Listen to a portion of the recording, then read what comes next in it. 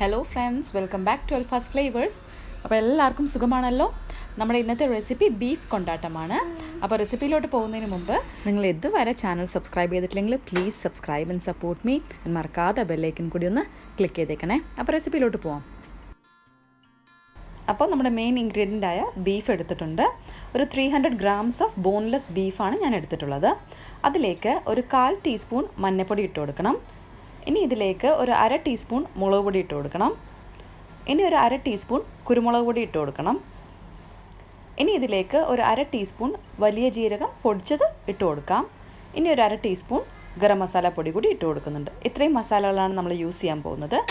വലിയ ജീരകം പൊടിച്ചിട്ട് യൂസ് ചെയ്യുമ്പോൾ എപ്പോഴും ഫ്രഷ് ആയിട്ട് പൊടിച്ച് യൂസ് ചെയ്യാൻ നോക്കണം. എന്നാൽ മാത്രമേ നല്ലൊരു ഫ്ലേവർ നമുക്കിതിലേക്ക് കിട്ടുള്ളൂ. അതേപോലെ തന്നെ എരിവും നിങ്ങളൊന്ന് ശ്രദ്ധിക്കണം. നിങ്ങൾക്ക് കൂടുതൽ ഇഷ്ടമാണെങ്കിൽ കൂടുതലിടാം. ഓക്കെ, മുളക് പൊടിയും പെപ്പർ പൗഡറും ആവശ്യാനുസരണം നിങ്ങൾക്ക് യൂസ് ചെയ്യാം. ഇനി ഇതിലോട്ട് ഒരു 1 ടീസ്പൂൺ സോയ് സോസും കുറച്ച് കറിവേപ്പിലയും കൂടി ഇട്ട് കൊടുക്കുന്നുണ്ട്. ഇനി നമുക്ക് ഇതിലോട്ട് ഞാൻ കുറച്ചൊരു ബേക്കിംഗ് സോഡ ഇട്ട് കൊടുക്കുന്നുണ്ട്. ഇതൊന്ന് നമ്മുടെ മീറ്റ് ഒന്ന് സോഫ്റ്റ് ആവാൻ വേണ്ടിയിട്ടാണ്. ഇനി ആവശ്യത്തിന് ഉപ്പ് കൂടി ചേർത്തിട്ട് നന്നായിട്ടൊന്ന് മിക്സ് ചെയ്ത് മാരിനേറ്റ് ചെയ്ത് നമുക്ക് വെക്കണം. ഒരു 1/2 an hour എങ്കിലും നമുക്ക് മിനിമം ഇത് മാരിനേഷൻ ചെയ്യണം കേട്ടോ. എന്നാൽ മാത്രമേ ഈ ഇത്രയും മസാലകൾ നമ്മുടെ മീറ്റിലോട്ട് നന്നായിട്ട് പിടിച്ച് കിട്ടുള്ളൂ. അപ്പോൾ മാരിനേഷന് ശേഷം നമ്മളിത് കുക്കറിലാണ് വേവിക്കാൻ പോകുന്നത്. കുക്കറിൽ നിങ്ങളുടെ മീറ്റിൻ്റെ വേവ് അനുസരിച്ച് ഒരു 5 to 6 വിസിൽസ് എങ്കിലും വേണം. അതിൽ കൂടുതൽ വേണമെങ്കിൽ അങ്ങനെയും ചെയ്യാം. അപ്പോൾ ഞാൻ കുക്കറിൽ ഇട്ടിട്ടാണ് വേവിക്കാൻ പോകുന്നത്.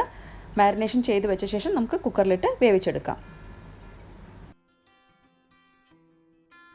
മാരിനേഷൻ കഴിഞ്ഞ ശേഷം കുക്കറിലിട്ട് ഞാനൊരു 5 വിസിൽസ് എൻ്റെ ഈ ബീഫിന് മതിയായിരുന്നു. 5 വിസിൽസ് ഇട്ട് വേവിച്ചിട്ടുണ്ട്. ഇതൊക്കെ കണ്ടോ, നല്ലോണം ബീഫ് വെന്തിട്ടുണ്ട്. ഇതുപോലെ വേവണം. കാരണം പിന്നെ നമ്മൾ പൊരിക്കുമ്പോൾ ഒരുപാടൊന്നും നേരം പൊരിക്കില്ല, കുറച്ച് നേരം പൊരിക്കുള്ളൂ. അപ്പോൾ ഇനി ഇതിലേക്കുള്ള ബാറ്റർ തയ്യാറാക്കണം, മുക്കി പൊരിക്കാൻ വേണ്ടിയിട്ടുള്ള ബാറ്റർ. അപ്പോൾ ഒരു ബൗളിലോട്ട് ഞാൻ ഇട്ടിട്ടുള്ളത് 3 ടേബിൾ സ്പൂൺ മൈദയും 3 ടേബിൾ സ്പൂൺ കോൺഫ്ലോറും ഇട്ടിട്ടുണ്ട്.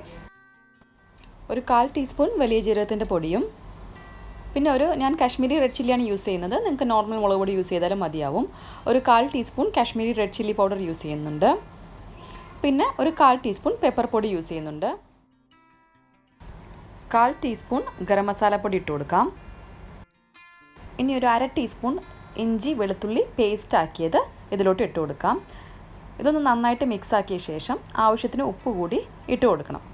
പിന്നെ നമ്മളിത് മിക്സ് ചെയ്ത് ബാറ്ററാക്കി എടുക്കാൻ ഞാനിവിടെ യൂസ് ചെയ്യാൻ പോകുന്നത് ബീഫിൻ്റെ വേവിച്ച വെള്ളമാണ്. നിങ്ങൾക്ക് വേവിച്ച വെള്ളം ഇല്ലെങ്കിൽ ഒരുപാട് വെള്ളമൊന്നും ഒഴിച്ച് നമ്മൾ ബീഫ് വേവിക്കില്ലല്ലോ. വേവിച്ച വെള്ളം ഇല്ലെങ്കിൽ നോർമൽ വെള്ളം ഒഴിച്ചാലും മതിയാവും. അപ്പോൾ എന്ത് യൂസ് ചെയ്താലും കുഴപ്പമില്ല. വെള്ളമാണെങ്കിലും ബീഫിൻ്റെ സ്റ്റോക്ക് ആണെങ്കിലും നോ പ്രോബ്ലം. അപ്പോൾ നമുക്ക് അതിൻ്റെ കൺസിസ്റ്റൻസി എന്ന് പറയുന്നത് നമ്മുടെ ബീഫ് മുക്കി നമുക്ക് പൊരിക്കണം. അതിനുള്ള കൺസിസ്റ്റൻസിയാണ് ആവേണ്ടത്. ഒരുപാട് തിന്നാവരുത്, ഒരുപാട് തിക്കും ആവരുത്. ഈ ഒരു കൺസിസ്റ്റൻസിയിലാണ് ഞാൻ ആക്കിയെടുത്തിട്ടുള്ളത്.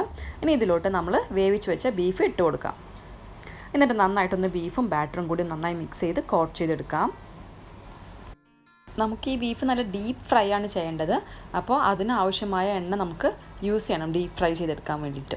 അപ്പോൾ നന്നായി തിളച്ച എണ്ണയിലോട്ട് നമുക്ക് ഓരോ ബീഫായിട്ട് ഇട്ട് കൊടുക്കണം. ഒന്നിച്ചിടരുത്. ഒന്നിച്ചിട്ട് കഴിഞ്ഞാൽ എല്ലാ ബീഫും കൂടി കട്ട കുത്തി പിടിക്കും.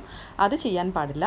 നമ്മൾ 1 by 1 ഓരോ പീസസായിട്ട് ഇട്ട് കൊടുത്ത് നല്ലോണം മൊരിയിച്ചെടുക്കാം. ഒരുപാട് നേരം ഈ എണ്ണയിൽ കിടന്ന് ബീഫ് ആവരുത് കേട്ടോ. അങ്ങനെയാണെങ്കിൽ ബീഫിൽ മുറുക്കമാവും. അപ്പോൾ കഴിക്കാൻ അത് ടേസ്റ്റ് ഉണ്ടാവില്ല. ജസ്റ്റ് ഇതിൻ്റെ പുറത്തത്തെ ആ ബാറ്റർ ഒന്ന് നന്നായിട്ട് മൊരിഞ്ഞ് കിട്ടുമ്പോൾ നമുക്ക് എടുക്കാം. 2 വശവും നന്നായിട്ട് മൊരിയിച്ച ശേഷം നമുക്ക് കോരി വെക്കാം. അതുപോലെ തന്നെ സൂക്ഷിക്കേണ്ട കാര്യം, നമ്മൾ ഓവർ ക്രൗഡ് ചെയ്യരുത്. ഒരുപാട് ഇട്ട് ഒന്നിച്ചാക്കരുത്. കുറച്ച് ഇട്ട് ബീഫ് വേണം നമുക്ക് പൊരിച്ചെടുക്കാൻ. അപ്പോൾ നമ്മുടെ ബീഫൊക്കെ ആയിട്ടുണ്ട്. ഒരുപാട് നേരം നമ്മൾ ചെയ്യുന്നില്ല. ഒരു 2 മിനിറ്റ്സ് മതിയാവും. 2 മിനിറ്റ്സ് to 3 മിനിറ്റ്സ് മതിയാവും. നന്നായിട്ട് നമുക്ക് പുറമെല്ലാം നല്ല മൊരിഞ്ഞ് വന്നിട്ടുണ്ട്. ഈ ഒരു ടൈമിൽ കട്ട പിടിച്ച് കിടക്കുകയാണെങ്കിൽ നമ്മളൊന്ന് കൈ കൊണ്ട് മാറ്റി കൊടുത്താൽ മതിയാവും. അപ്പോൾ നമ്മുടെ ബീഫെല്ലാം നന്നായി ഫ്രൈ ചെയ്ത് കിട്ടിയിട്ടുണ്ട്. ഇനി ഒരു കടായിലോട്ട് ഒരു 3 ടേബിൾ സ്പൂൺ കോക്കനട്ട് ഓയിൽ ഒഴിച്ച് കൊടുക്കണം. സോറി, ഞാൻ നേരത്തെ പറയാൻ വിട്ടുപോയി തോന്നുന്നു. ഞാൻ ഡീപ്പ് ഫ്രൈ ചെയ്തതും നമ്മുടെ കോക്കനട്ട് ഓയിലാണ് കേട്ടോ. അപ്പോഴാണ് നല്ലൊരു ഫ്ലേവർ കിട്ടുക. മസ്റ്റല്ല, പ്രിഫറൻസ് കോക്കനട്ട് ഓയിലാണ്. ഇനി ഇതിലേക്ക് ഒരു പിടി കറിവേപ്പില ഇട്ട് കൊടുക്കാം. ഇനി അതിനുശേഷം ഞാനിവിടെ ഇടാൻ പോകുന്നത് റെഡ് ചില്ലി ഫ്ലേക്സ് ആണ്. അതായത് നമ്മുടെ ഉണക്കമുളക് പൊടിച്ചത് അല്ലെങ്കിൽ ചതച്ചത്. മിക്സറിൽ ഇൻ ചെയ്തെടുത്താലും മതിയാവും. ഞാനിവിടെ യൂസ് ചെയ്യുന്നത് 1 table spoon red chilli flakes ആണ്. നിങ്ങൾക്ക് കൂട്ടുകയും കുറയ്ക്കുകയും ചെയ്യാം. കാരണം ഇതെല്ലാം എരിവ് കൂട്ടുന്ന സംഭവങ്ങളാണ്. അത് നിങ്ങളുടെ എരിവിനനുസരിച്ച് വേണം ഇട്ട് കൊടുക്കാൻ. ഇനി ഒന്ന് മൂപ്പിച്ചെടുത്ത ശേഷം നമുക്കിതിലേക്ക് ബീഫ് ഇട്ട് കൊടുക്കാം. ബീഫ് ഇട്ട് കൊടുത്ത് ഒരു 30 സെക്കൻഡ്സ് ടു 1 മിനിറ്റ്സ് ഒന്ന് ജസ്റ്റ് ഒന്ന് ഇളക്കി യോജിപ്പിച്ച് കഴിഞ്ഞാൽ നമ്മുടെ ബീഫ് കൊണ്ടാട്ടം റെഡിയായി. നമുക്കിനി സെർവ് ചെയ്യാം. അപ്പോൾ ഇത്രയേ ഉള്ളൂ നമ്മുടെ ബീഫ് കൊണ്ടാട്ടം. വെരി സിമ്പിളാണ്, അതുപോലെ തന്നെ വെരി ടേസ്റ്റിയാണ്. എല്ലാവരും ട്രൈ ചെയ്ത് നോക്കണം, എനിക്ക് ഫീഡ്ബാക്ക് അറിയിക്കണം. അപ്പോൾ പുതിയൊരു വീഡിയോയുമായിട്ട് നമുക്കിനി വീണ്ടും കാണാം. Thank you so much for your time. Thank you for watching. Stay blessed.